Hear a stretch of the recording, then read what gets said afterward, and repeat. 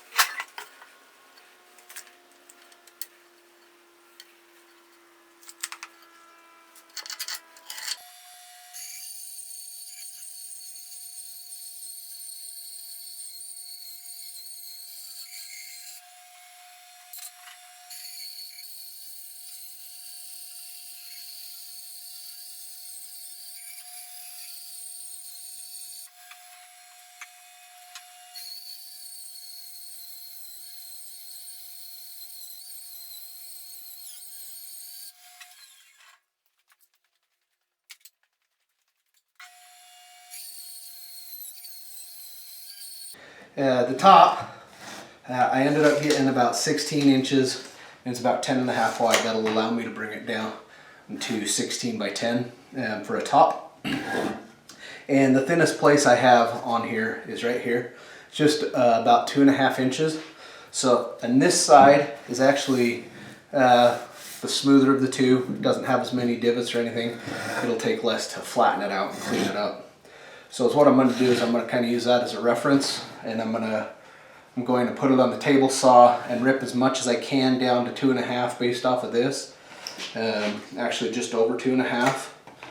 That'll give me 2 sides that are almost parallel, and then I'll hand plane or power plane one side down with my power plane or hand plane, whichever is easiest for me, and then I'll put it through the planer, the thickness planer, to come up with the final thickness and clean up these 2 sides.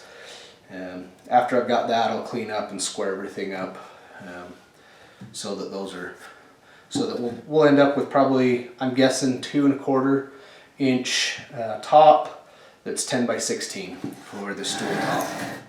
And then this piece is what's left over that's still usable, and it is 18 by 8.5. I don't plan on making it much there, maybe by a 1/2 inch or so, just during cleanup. I'll square everything up. It's actually pretty level, pretty straight, but I'm hoping I'll get about 3 inches out of this, because my thinnest point is 3 1/8. So we'll plane that down as well. and then I'm going to rip that in half. So I have 2.5-inch pieces for the legs.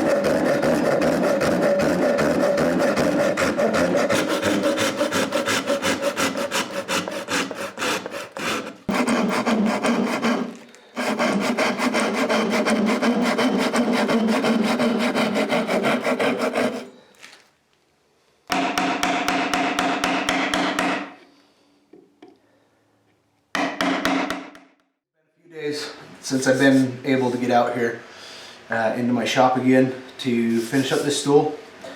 I've gotten to the point where I've got all the mortises, the mortises cut into the stool base or the top, and those are cut at a 10-degree angle to give the legs overall a 20-degree spread. I've got the tenons that I cut out.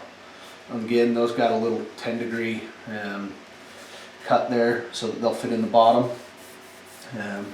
That's what I've got done up to this point. So I've got this trim off that came off one of these, the sides of one of these legs. I'm going to use that at the base as a support. And I'm also going to cut a small circle in the bottom of these. Right now it stands about 17 inches tall. I want it to stand about 16 inches tall. The lowest step on one of my stools is about 8.5 inches. The next one is 18 inches. I want it to be right around the second step because that's the one that usually gets me up to my top shelves and stuff. So, but tonight let's get to work and see if we can get those things done.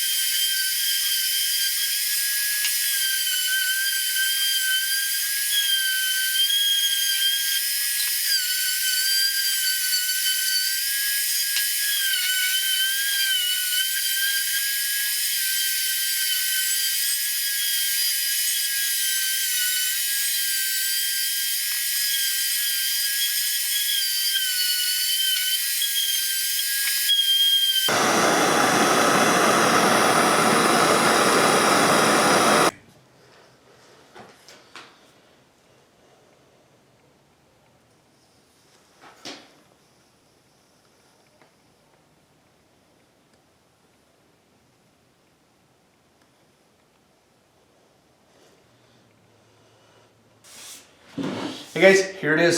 It's all finished except for I'm gonna cover it in boiled linseed oil here. You might have noticed when I cut the tops off there, there was a little bit of epoxy on the top, and that's because as curly as this was, because it came out of the crotch of a tree, just with grain going everywhere, there was a few spots on those tenons that tore out as I was chiseling them, and I just wasn't happy with how they were, so I filled them in with epoxy, and that's what that was. So I've sanded it down to 180 grit on the top. Everywhere else is 120 grit. I put a 45-degree chamfer around the whole top as well as the feet. And that's just because that's the areas that are going to get bumped and kind of slide across the floor, and that'll avoid it chipping. I broke all the other edges just with a hand sander. But I am super excited to put the linseed oil on here because I feel like the grain in this is just going to be absolutely amazing where it was in the crotch, and it's got some areas that are really dense that are going to be very pretty. So I appreciate you guys hanging out to this point and watching. I'm gonna leave the video here with some shots of me putting the boiled linseed oil on there, as well as a couple of finished shots. But we'll see you on the next video. Hit like, subscribe for more videos in the future. Thanks.